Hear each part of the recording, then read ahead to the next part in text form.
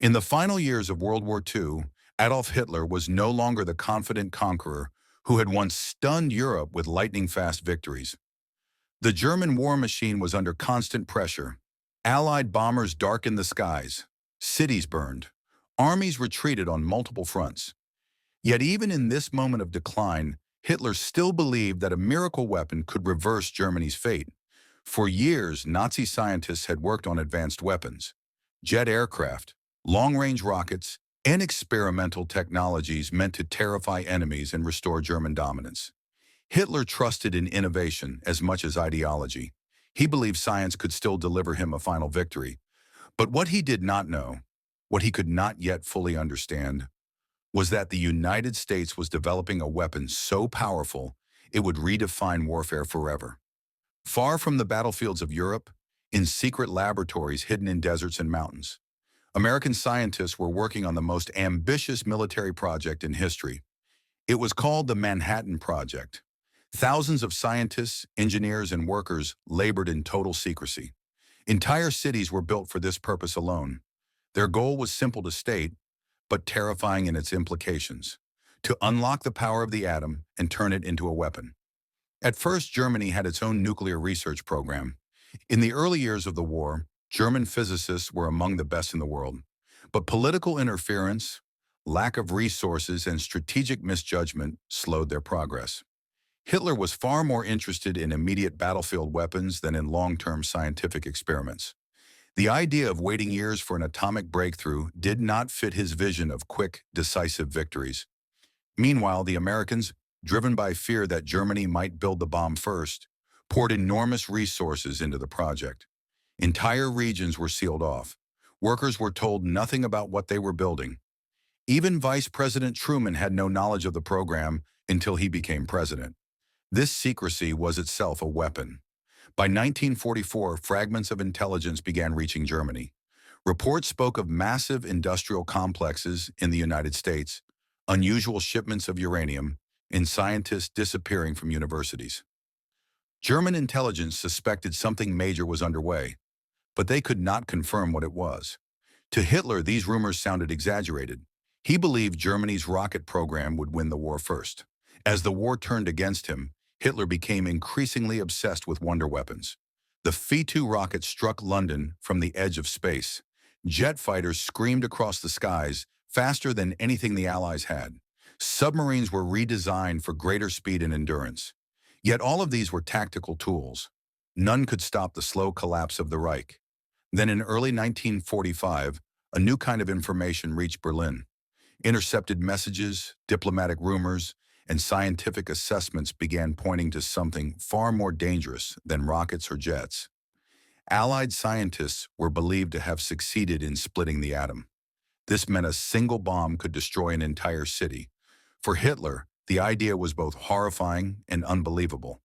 His worldview was built on willpower and conventional power, tanks, armies, and territory. The concept that one device could erase a city with a single flash challenged everything he understood about war. He had dreamed of such a weapon for Germany, but now he realized the enemy might possess it first.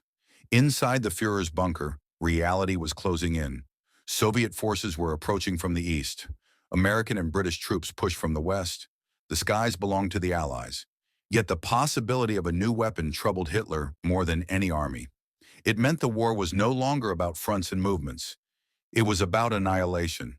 German scientists confirmed what he feared. Germany was nowhere close to producing an atomic bomb. The resources required were enormous. Uranium processing, massive reactors, and long-term research were beyond what the collapsing Reich could provide. Hitler's chance to compete had passed years earlier. This realization marked a turning point. For the first time, Hitler faced a weapon he could not match. The balance of terror had shifted. The war would not be decided by blitzkrieg or encirclement, but by scientific dominance. In April 1945, as Berlin crumbled, Hitler received final reports about Allied progress. He understood that if the war continued, Germany could be obliterated not only by armies, but by something far worse. A bomb that left nothing standing, a fire hotter than the sun. Only weeks later, after Germany surrendered, the world would see what that weapon truly was. In August 1945, two bombs fell on Japan, Hiroshima and Nagasaki. Cities vanished in seconds. Tens of thousands died instantly. The shock wave was not only physical, it was psychological. Humanity had entered a new era. But for Hitler, who never lived to see those explosions, the knowledge came too late. He had discovered the existence of the weapon, but not its form, not its name, only its promise of absolute destruction. The atomic bomb did more than end a war. It changed how wars would be fought forever. Victory was no longer just about soldiers and tanks. It was about survival itself. Political power shifted from battlefield commanders to scientists and engineers. Fear replaced strategy. The irony was brutal. Hitler had built his empire on terror and destruction, yet the weapon that would define modern terror was not his. It belonged to the enemies he had sought to crush.